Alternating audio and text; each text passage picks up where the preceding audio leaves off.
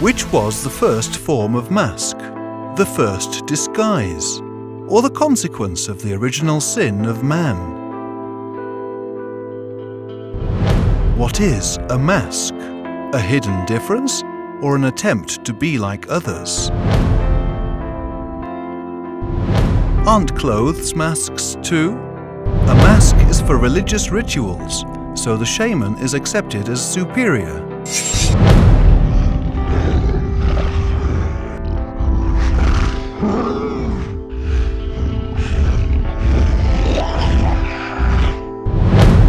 It is for defense, so a man can look different from what he really is.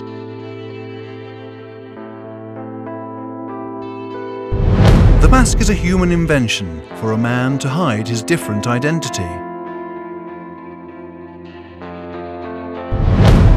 It hides uniqueness and makes it possible for a man to be part of the majority. What then is the majority? A larger group or regulation of human relations? A majority is a regulation where the decisions of the strongest define the behavior of the most. To exist, a man is forced to wear his social mask imposed by the majority at different times. When a man is born, he learns two things. The first is to communicate with others. The second is to know how to behave in society, to understand what he may or may not do, to perceive his socially accepted image, to learn how to conceal his own individuality, to discover his social mask and wear it all his life. A man becomes so used to wearing the mask that he forgets who actually stands behind it. To be or not to be? This question by Shakespeare may sound conventional, but the answer is not so simple. To be, wear the mask.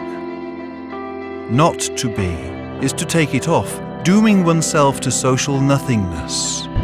Stop! The mask is a necessary condition for society to exist.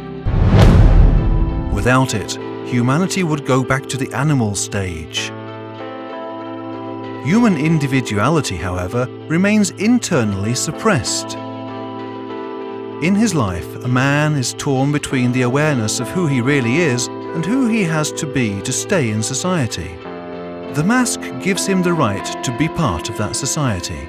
Society is a blessing without which people turn into barbarians.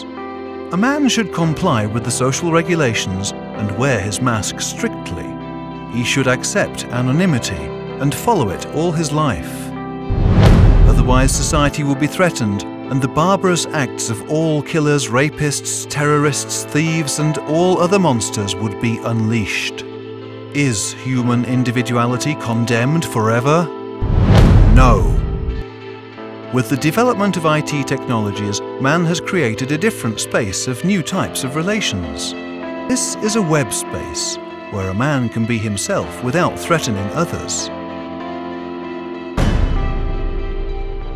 Like in society, the new space relations are based on certain regulations.